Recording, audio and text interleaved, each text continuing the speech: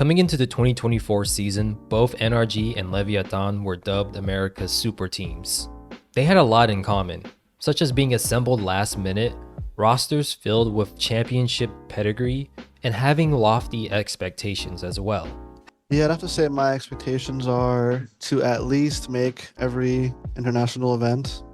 I think we have a roster where if we don't make every international event, that it would be a shame. My teammates deserve it for sure.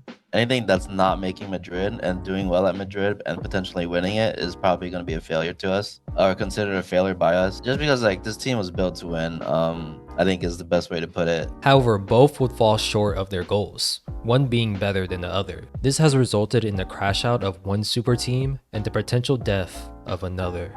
But first, let's ask the question: what makes a super team, well, super? It comes down to a mixture of well-known talent that even casuals know of, and the hype behind said talents, usually coming in the package of 3 or more players demanding such attention. For example, Barcelona's MSN of Messi, Suarez, and Neymar were players that had a certain level of gravity that shocked the football world. Then in the NBA, you have a lot of examples, such as the Celtics Big Three, who sported Paul Pierce, Kevin Garnett, and Ray Allen initially. The Miami Heat, who had LeBron, D Wade, and Chris Bosh. And we can't forget about this unfair abomination either in Golden State. Each of these individuals could drastically improve any franchise that they joined. And the interesting thing is, some of them weren't really winners at the highest level before joining up either. They had superstar expertise that drew in a large fan base. The same that we can say about NRG and Leviathan in the VALORANT market. Everyone on NRG had won an official international title. They had the MVP of Champs 2023, as well as 3 core members of Optic, an esports organization rich with history, and once shared the record for the most viewed match in VALORANT's so far brief existence. And for Leviathan, you had your pro player's favorite pro player in aspas. Some even call him the GOAT of VALORANT, a duelist main who has survived a number of meta changes and still remains relevant for his plays, something that many others could not do. They added Calm, fresh off a championship run, and King, who was tearing things up as the team's IGL and controller the previous year. His LCQ run was legendary, and even earned him a spot in VALORANT's VCT trailer, an accomplishment usually reserved for well-known players and/or highlights deserving to be immortalized. Safe to say, both teams fit the bill of a super team that had talent and hype around them. However, their paths were the polar opposite. Let's take a journey and figure out how this may have happened. Before Leviathan even stepped on stage in 2024, some of their players spoke up about feeling blindsided by a roster change, replacing the likes of Nazweer with Calm, a player who would later on be picked up and top frag for Furia. This definitely began to show cracks within the team, but it was handled in a professional and candid way, something that we can't say the same for NRG in the future. Meanwhile, NRG brought in new players late into the offseason, meaning unlike other teams, they didn't play in any events to build chemistry. Lucky for them, NRG's early path was easy, while Leviathan was thrown into America's group of death. But failures against Sentinels and Loud let us know that they had major work to do.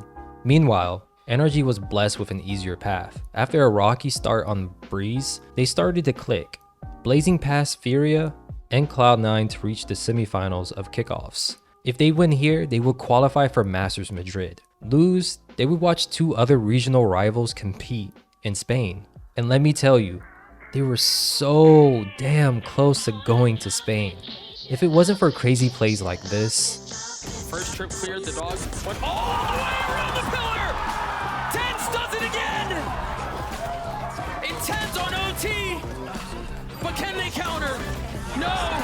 Tens with 4, second gets the last! Popping off on all cylinders. What? Marv has something to say about that. What? Oh my gosh! Does he go for more?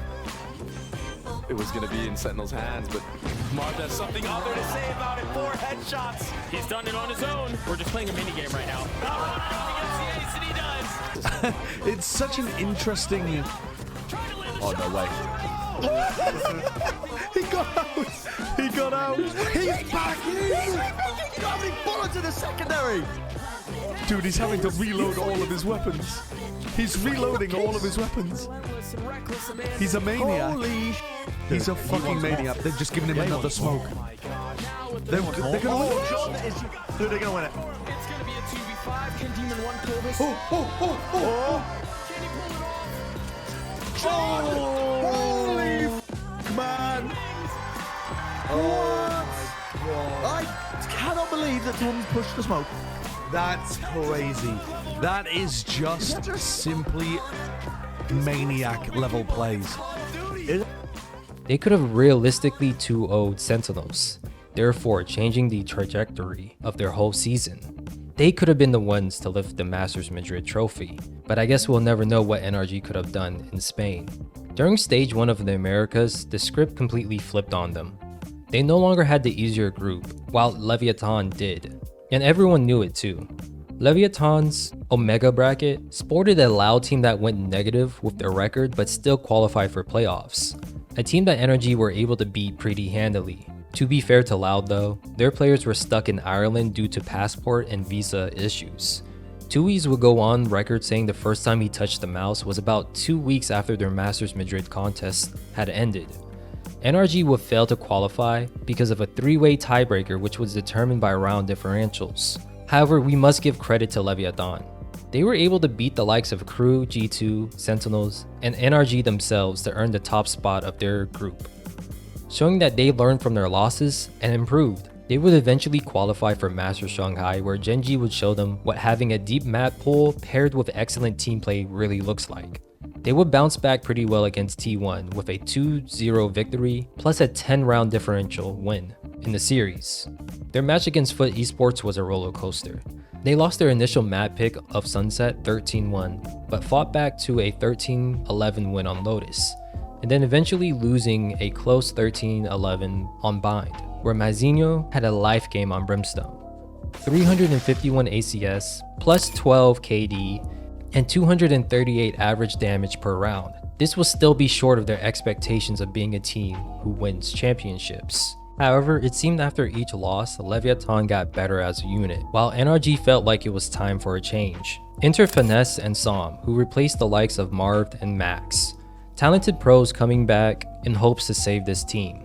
Their first match was against Sentinels. One could have titled this match Co-Streamers versus a winning content org, a matchup seeming to be an interesting one each time these teams face off. Both meetups this year had a round differential of 7 despite one going 3 maps and this one only having 2. And coming into it, our favorite instigator had this to say. Alright, John. Who is the most overrated player in VCT Americas? Most overrated player, Zelsis. Can you elaborate? Hey, he's mid. The Vibe Merchant. Jordan, I know Jordan's you're mid. He's there to be a cheerleader and got lucky. Vibe. I guess one can draw to the conclusion that Zelsis took that personally and gave Sentinels multiple clutch moments. You can really slow this one down if you so wish. 6 bullets left in the chamber. What can you do with it? Ethan sticking, twisting, turning. Not enough bullets. No way.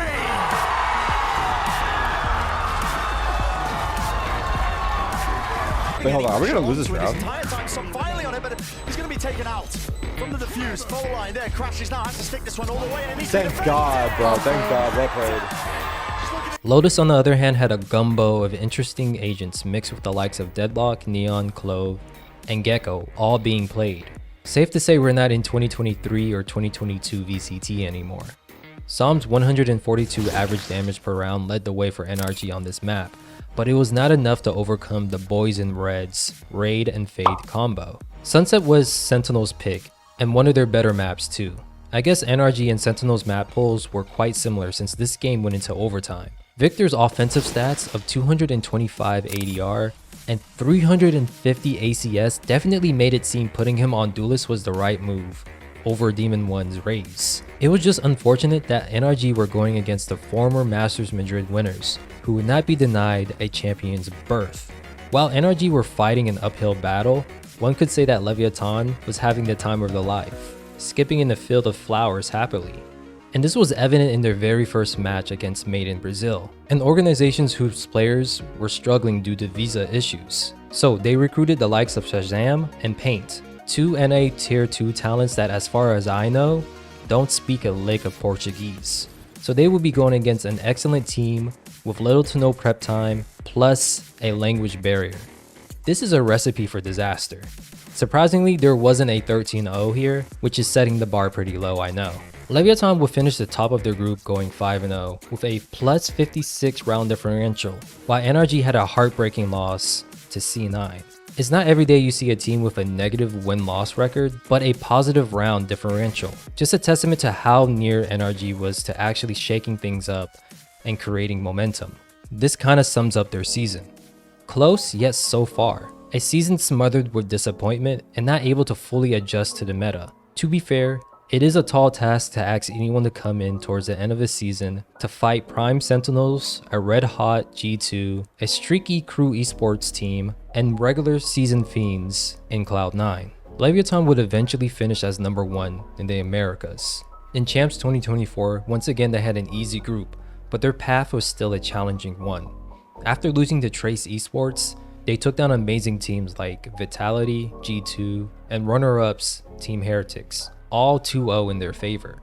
Leviathan was finally looking like and deserving of their title of a super team. Finishing 3rd in Champs 2024 is nothing to be ashamed of, especially when you realize that they were so close to beating the tournament winners in Edward Gaming. However, just like NRG, it looks like this super team may be no more. Mazinho already left, and Aspas is looking like he might as well too.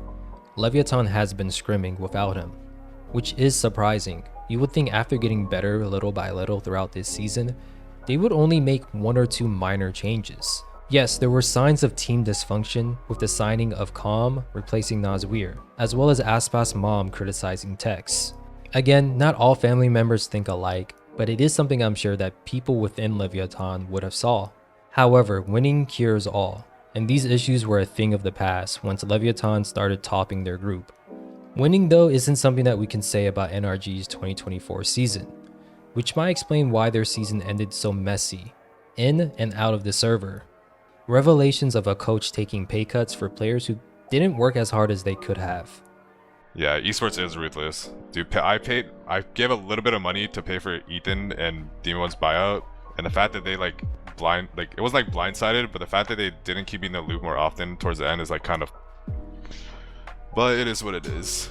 He said the super team was super not trying. Can you elaborate on that? I was not trying. I wasn't trying. 100% I wasn't trying. You goddamn right I wasn't trying. I mean, I'll say we didn't work the best, like the hardest, the first roster. You know what I'm saying? Damn, like who wasn't working the hardest? I mean, I think it's pretty obvious depending on who got cut, no? Or what? What a question. Individuals revealing a possible lack of team chemistry. Yeah, I don't like any of those guys. No, I'm just kidding. I like Austin and Vic. Those two are good. What about everyone else? Nah, I like Austin and Victor. That's it. Real life issues infecting many.